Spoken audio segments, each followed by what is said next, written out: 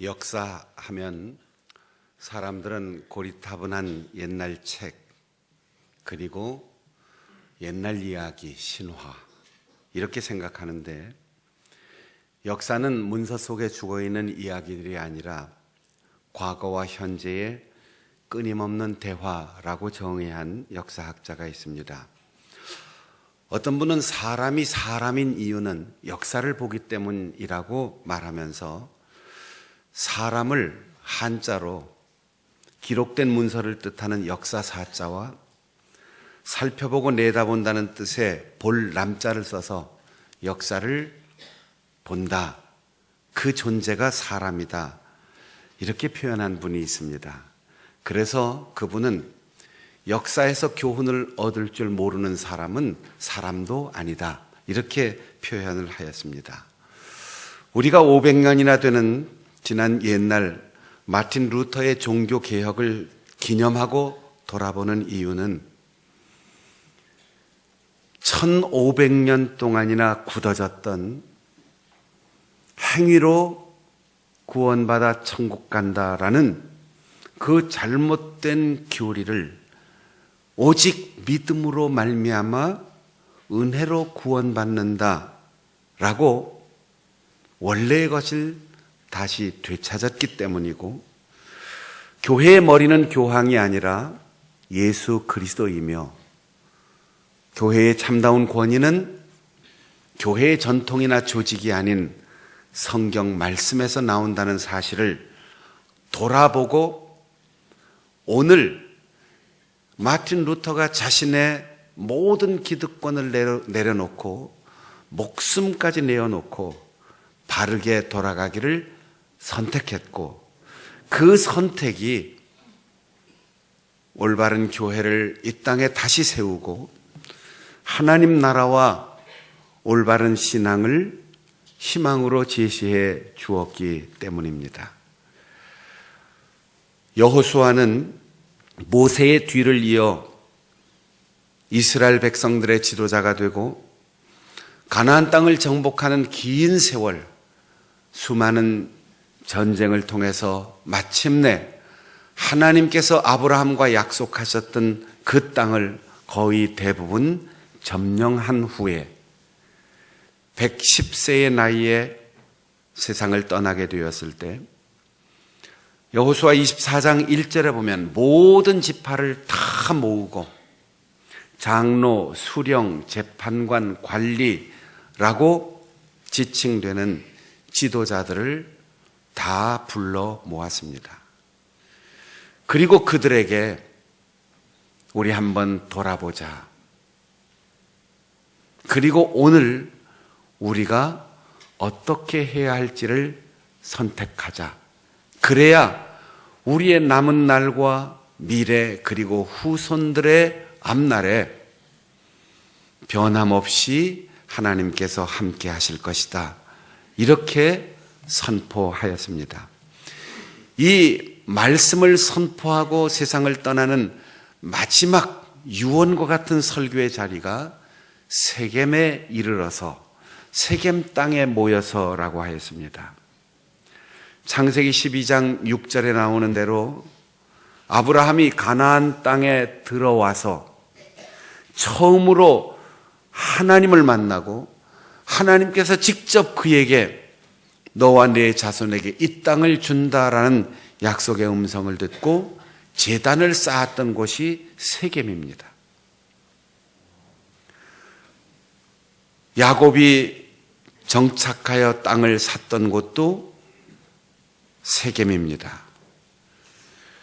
여호수아가 이곳에 섬김의 언약을 맺는 장소를 삼았고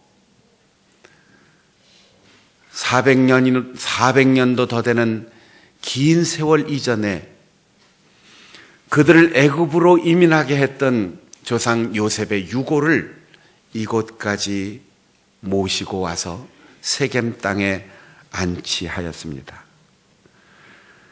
그리고 먼 후일 이 땅에 구세주로 오신 예수께서 바로 이 세겜, 그 당시 사마리아라고 불리웠던 야곱의 우물이 있는 이곳에서 한 여인을 만나 너희들이 기다리던 그가 바로 나다. 나를 믿는 자는 다시는 목마르지 않는 생명의 샘물을 마실 것이다 라고 말씀하신 곳, 그곳이 세겜입니다. 역사적으로 지난 날을 돌아보고 지식을 얻는 것은 아는 것, 추억과 상념에 사로잡히는 것에서 머물지 않고 내가 왜 여기에 와 있는지, 그리고 앞으로 어디를 가야 하는지, 무엇을 해야 하는지 방향을 점검하는 장소이며 시간입니다. 수년 전에 반포대교를 건너올 때 반포대교 북단 끝쪽에 두란노 서원에서 세워놓은 큰 광고탑이 있는데 거기에 광고 문구가 이렇게 쓰여진 적이 있었어요. 속도보다 방향. 아무리 속도를 내고 아무리 힘있게 해도 골프 선수가 주는 교훈이었는데 아무리 멀리 공을 보내고 아무리 힘있게 공을 쳐도 방향이 정확하지 않으면 아무 소용이 없다는 거죠. 우리의 인생도 그렇습니다. 열심을 내는 것 중요합니다. 많이 얻는 것도 중요합니다. 그러나 방향이 올바른가? 이거는 역사를 돌아보고 역사의식을 가지고 역사에서 교훈을 얻는 사람에게만 주시는 하나님의 은혜이기 때문입니다. 여호수아는 말합니다. 지난날 우리 조상들이 저 강 건너 메소포타미아에서 섬기던 신들이 있다. 그리고 우리가 오늘 점령한 이 땅의 원주민들이 섬기던 풍요의 신들도 있다.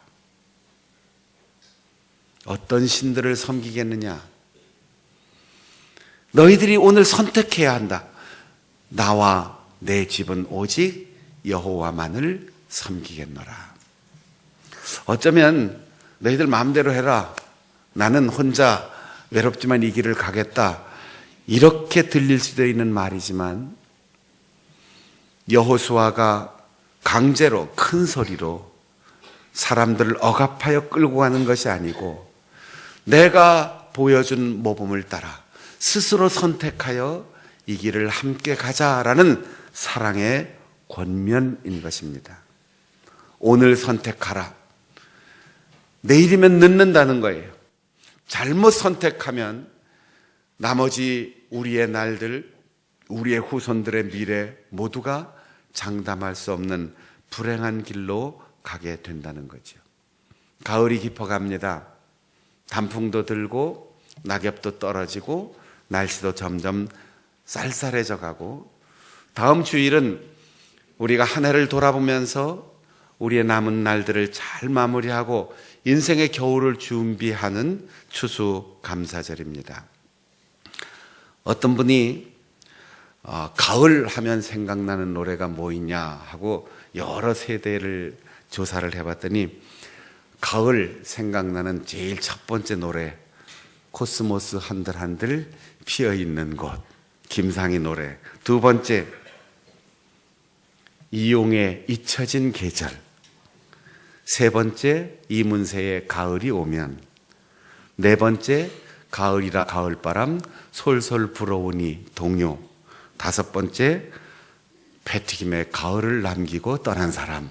이런 순위로 조사가 됐는데 60대 이상들에게 물어보니까 60대 이상은 제1번 코스모스 한들한들, 제2번 가을이라 가을바람 이렇게 나왔어요. 조선 말에서 일제시대를 지나는 어간에 저 평양 근처 순안에 백사겸이라고 하는 사람이 태어나 살았습니다. 그는 농부의 아들로 태어나서 9살 때 심한 열병을 앓고 실명을 해서 맹인이 되었어요.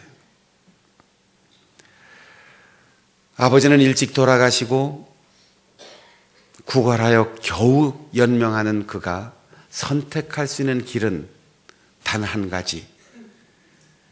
그때 맹인이 갈 수 있는 길은 산통을 흔들어 점을 쳐주는, 남의 앞길을 예언해주는 점쟁이가 되는 거예요. 아주 유명한 복술가를 찾아가서 점을 배웠어요. 일이 자기 뜻대로 안 되면 산통 깨졌다 이러는데, 이 산통이란 말이 점쟁이가 점칠 때 흔드는 통이 산통입니다. 이게 깨지면은 앞에 희망이 다 사라지고 충고도 들을 수가 없으니까 산통 깨졌다 이렇게 말하는데, 워낙 총기가 좋아서 스승을 능가하는 점술가로서 교육과정을 잘 마치고 선생님한테서 산통과 그리고 길을 걸어갈 수 있는 대나무 지팡이를 선물로 받았습니다. 그리고 대동강변에서 점을 치기 시작했는데, 워낙 눈치가 빠르고 말을 잘해서 아주 평양 근처에 이름난 점쟁이가 됐어요. 점점 유명해지면서 한양으로 진출을 했습니다. 그래서 서울 근교 지금 일산이 있는 고향에 터를 잡고 20년 동안 점쟁이를 했는데, 일제 때 이 고향 백장님 이러면 아주 유명한 용하다는 점쟁이로 널리 알려졌다는 거죠. 돈을 많이 벌었습니다. 결혼도 했습니다. 부자들이 가마를 보내요. 직접 점을 치기 위해서 이 백사겸이라고 하는 점쟁이를 초청합니다. 그런데 나이가 들면서 돈은 많아지고 사람들의 이 얘기를 이리저리 해주는데, 자기 마음속에 이런 생각이 드는 거예요. 내가 알기는 뭘 알아. 눈치 보고 얘기하는 건데 거짓말로 돈 벌고 양심에 자꾸 찔림을 받는 거죠. 그래서 그 양심에 찔림을 받는 것 때문에 보상심리로 고아들을 입양하고 가난한 사람들을 도와주고 베풀어주고 선행을 많이 했습니다. 그런데 아무리 좋은 일을 해도 남을 속여서 돈을 번다고 하는 이 죄책감을 지울 수가 없어요. 그래서 작정을 하고 천지신명께 100일 기도를 드리기 시작했습니다. 100일 기도가 끝나가는데 어떤 여자분이 자기를 찾아왔어요. 그러면서 자기에게 눈을 보지 못하는데 책 한 권을 선물을 하고 예수를 믿으라고 얘기하는 거예요. 그러니까 이분이 점쟁이인 내가 예수를 믿다니 말도 안 돼. 그리고 그 책이 뭔 책이냐? 옆에 사람 보고 물어봤더니 인가귀도 이렇게 쓰여 있는 빨간 표지의 전도용 책이었습니다. 집어 던졌어요. 복음을 전하는 이의 말을 무시하고 애써 외면하고 그날 밤 잠자리에 들었는데 꿈속에서 누가 나타나서 네가 거부하고 거절한 예수다. 너는 나를 믿어야 된다. 호통치는 소리에 잠이 깼습니다. 그리고 일요일이 되어 주일날 그 고향읍에 있는 교회를 찾아 나갔어요. 그날 설교를 통하여 예수 그리스도를 알고 복음을 알고 거듭나서 그날 세례를 받았습니다. 그 후에 그가 얼마나 총기가 좋았는지 별명이 걸어다니는 복음, 살아있는 성경책, 그럴 정도로 성경을 암송하고 복음을 전하는 전도자가 되었어요. 자기의 재산을 정리해 보니까 돈이 엄청나게 많았습니다. 야, 이 돈을 어떻게 좋은 일에 쓸까 고민하는 중에 어느 날 밤 강도가 들어와서 그 돈을 몽땅 다 뺏어갔어요. 그는 남을 속이고 유익하지 않게 번 돈은 이렇게 나가는구나. 오히려 감사했어요. 40살에 감리교에서 정식으로 전도사로 임명을 받고 복음을 전하는 전도자가 되었고 많은 교회를 개척 설립했습니다. 그리고 자기의 아들을 당시 윤치호 씨가 세운 한영서원이라고 하는 곳으로 보내서 공부를 시켰습니다. 아들 백남석을 미국으로 유학을 보내서 유학을 마치고 돌아와 연세대학교의 전신인 연희전문학교의 영문학 교수가 되었고 거기서 가르치는 가운데 자기의 후배로 숭실 출신인 현재명 음악 선생님이 그가 쓴 가을의 정취 시를 발견하고 거기에 곡을 붙였어요. 그 노래가 가을이라 가을바람 솔솔 불어오니. 현재명 씨가 주일학교 아이들을 위한 어린이 찬송가집을 만들면서 이 노래를 집어넣었습니다. 우리가 동요라고 알고 있는 이 노래는 동요가 아니고 찬송가입니다. 어린이 찬송가인데 아마 연세가 드신 분들은 다 기억할 거예요. 추수감사절도 다가오고 가을이 깊어가는데 동요가 아닌 우리 찬송가 한번 불러보겠습니다. 가을이라 가을바람 솔솔 불어오니.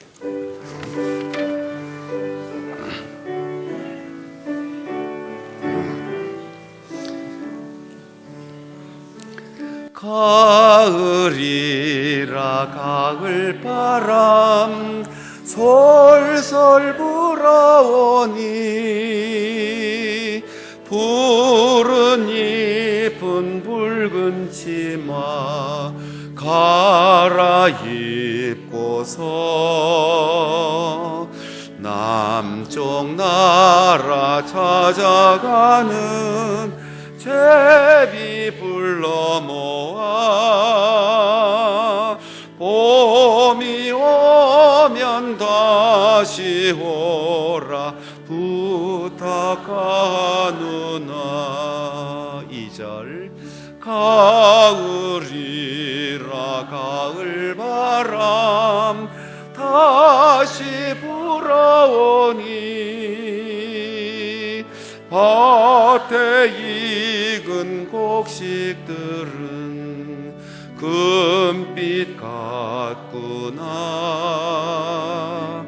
추운 겨울 지날 적에 우리 먹이려고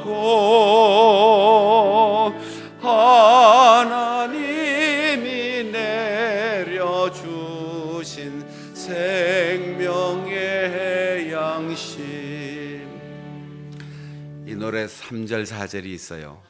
오소훈 목사님이 나중에 3절 4절을 더 붙였는데 여러분 모르시니까 3절 4절은 제가 한번 부르겠습니다.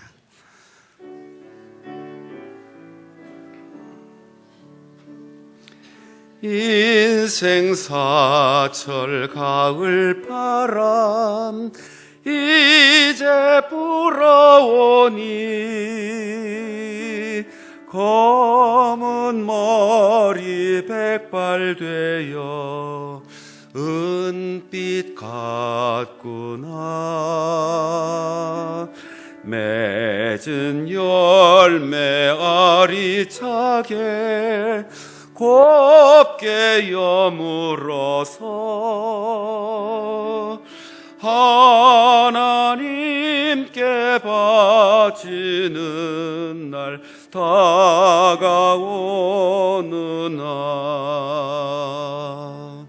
성도들아 예비하라. 인생 사시절에 씨 뿌리고 잘 가꾸어 열매를 맺자. 우리 모두 알곡되어 주수 천사 올 때 할렐루야 찬양하며 천국가 살자. 아멘.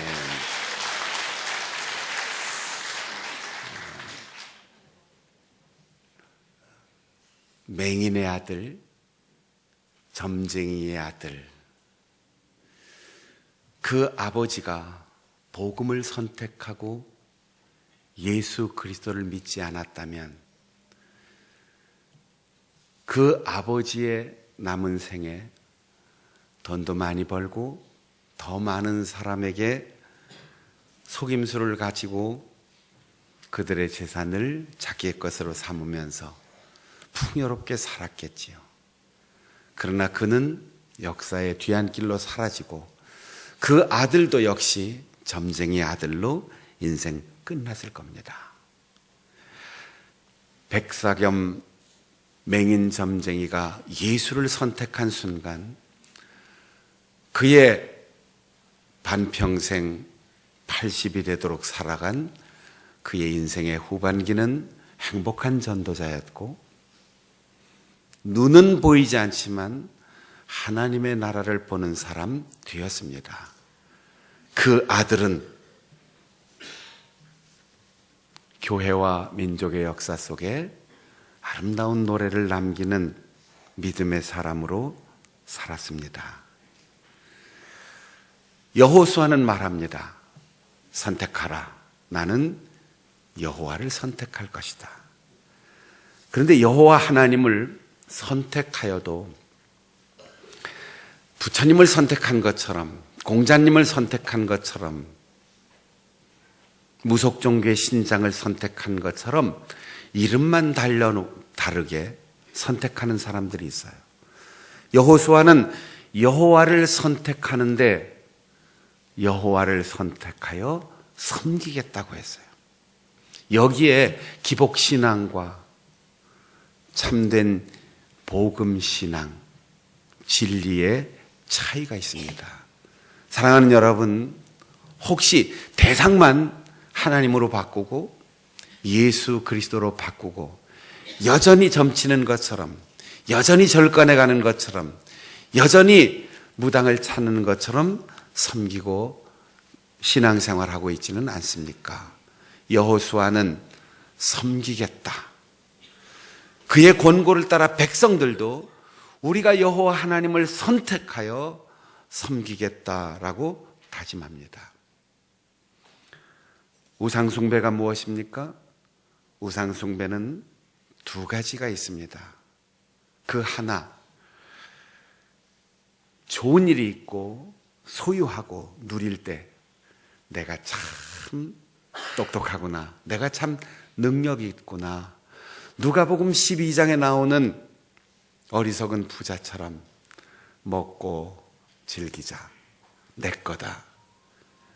자기가 우상입니다. 또 하나의 우상, 하나님이 은혜로 주신 선물을 너무너무 좋아하면서 거기에 집중하다가 그것을 주신 하나님을 잊어버리는 거예요. 하나님을 잊어버리는 그 어떤 세상의 피조물도 우상이 됩니다. 그래서 예수께서 산상수훈에서 말씀하시기를 사람이 두 주인을 섬길 수 없다. 사람은 오직 하나님만을 섬겨야 하는데 하나님과 재물을 동시에 섬길 수 없다. 하나님을 잊을 만큼 좋아하는 게 있으면 그게 우상이에요. 교회를 다니면서도 우상을 섬기는 사람이 있고 하나님 주신 은혜를 누리면서도 자기 배를 우상으로 섬기는 사람들이 있습니다. 우리가 가을의 노래를 부르면서 풍요로운 들판의 곡식이 내 농사지은 경험이나 실력과 부지런함 때문이 아니라 하나님이 내려주신 생명의 양식이다, 이렇게 고백하고 하나님이 나에게 주신 것이 내 노력의 대가로 얻은 것이 아니라 하나님이 은혜로 주신 것이라는 사실을, 그래서 우리가 감사하는 마음으로 주 앞에 노래하며 고백하는 것은 우상 숭배에서 벗어나기 위한 겁니다. 추수감사들을 지내고 좋은 과일과 열매를 나누고 헌금을 드리고 하는 모든 것은 교회의 행사나 절기의 순서가 아니라 내가 아닌 하나님을 기억하고 물질이 아닌 하나님의 은총의 선물을 가지고 사명으로 살아가고자 하는 다짐을 하기 위해서입니다. 따라해 보겠습니다. 돌아보면 감사합니다. 선택하면 결단하겠습니다. 바라보면 섬기는 일을 희망으로 선택하겠습니다. 지난 날을 돌아보는 역사는 내가 어디에까지 와 있는지를 점검하는 우리 자신의 자성의 시간입니다. 선택하는 그 순간, 지금은 여기에 있고 지금 이 시간이지만 내 인생의 남은 날들과 우리의 후손들의 미래가 결정되는 순간입니다. 미래를 바라볼 때 불안해하지 마세요. 두려워하지 마세요. 자기가 가진 것에 하나님을 잊거나 자기 능력을 과신하는 것에 멈추지 않고 섬기는 일, 사명을 선택하고 그 섬기는 일에 헌신하여 나와 우리의 후손들을 희망으로 바라볼 수 있는 추수감사의 계절, 깊어가는 가을을 맞을 수 있기를 바랍니다. 기도하겠습니다.